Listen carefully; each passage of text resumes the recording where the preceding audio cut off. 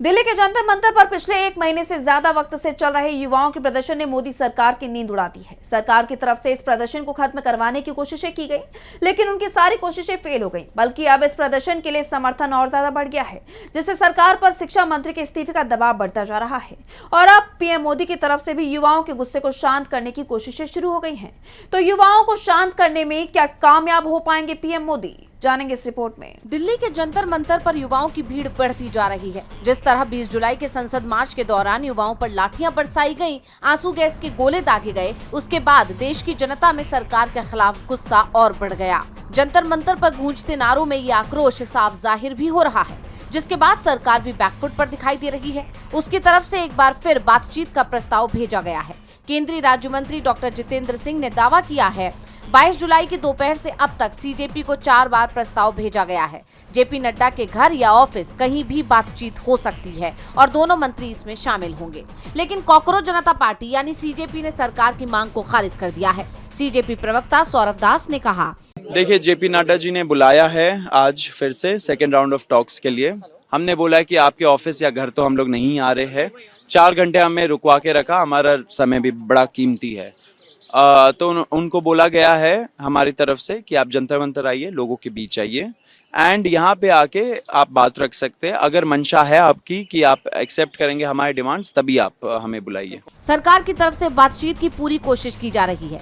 PM Modi ने भी युवाओं के गुस्से को शांत करने की कोशिश की है। उन्होंने एक्स पोस्ट में कहा कि देश के युवाओं का हित और उनका भविष्य हमारी सर्वोच्च प्राथमिकता है। पेपर लीक के सभी मामलों में दोषियों को जल्द से जल्द कठोर सजा देने के लिए केस के त्वरित निस्तारण के लिए फास्ट ट्रैक कोर्ट्स का गठन किया जाएगा। युवाओं के भविष्य के साथ खिलवाड़ करने वाले किसी भी व्यक्ति को बख्शा नहीं जाएगा। लेकिन युवाओं ने भी जिद ठान ली है कि वो सरकार की किसी बात में नहीं आएंगे। उन्हें इस्तीफा चाहिए, इससे कम कुछ भी मंजूर नहीं होगा। और इसी के साथ ही सीजेपी ने ऐलान कर दिया है कि 24 जुलाई को देशव्यापी आंदोलन किया जाएगा। वहीं सौरभ दास ने कहा कि प्रधानमंत्री का बयान सिर्फ मरहम लगाने जैसा है। एक तरफ सरकार छात्रों की चोट पर मरहम लगाती हुई नजर आ रही है, वहीं दूसरी तरफ दिल्ली पुलिस की शक्तियां भी बढ़ाई जा रही हैं। दिल्ली पुलिस को राष्ट्रीय सुरक्षा कानून यानी एनएसए के तहत किसी व्यक्ति को एहतियातन हिरासत में लेने की शक्ति दी गई। हालांकि सरकार का कहना है कि ये शक्तियां उसके पास पहले से हैं, केवल इसे 18 अक्टूबर तक का एक्सटेंशन दिया गया है। इस बीच नई दिल्ली ट्रेडर्स एसोसिएशन ने 23 जुलाई को कनॉट प्लेस की सभी दुकानें, ऑफिस और रेस्टोरेंट को 6:30 बजे तक बंद करने की अपील की, जिसके बाद सवाल ये उठ रहे हैं कि क्या सरकार बल प्रयोग कर इस प्रदर्शन को दबाने की कोशिश करने वाली है। इसे लेकर आप संयोजक अरविंद केजरीवाल ने कहा, कनॉट प्लेस की सभी दुकानों को आज शाम 6:30 बजे बंद करने के आदेश। जबरदस्त सिक्योरिटी, ढेर सारी एम्बुलेंस। क्या मोदी सरकार आज फिर जंतर मंतर पर अपने बच्चों पर क्रूर हमला करेगी?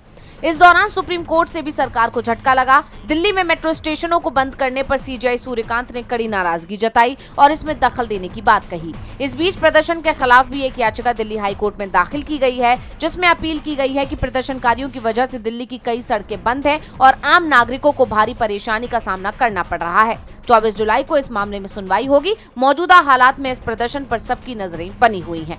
डीबी लाइव की रिपोर्ट। हमारे चैनल से जुड़े रहने के लिए YouTube पर टाइप करें डीबी लाइव, सब्सक्राइब बटन को क्लिक करें और बेल आइकन को दबाना न भूलें ताकि खबरें आप तक पहुंचती रहें। देखते रहिए डीबी लाइव, क्योंकि यहाँ हैं खबरें लगातार।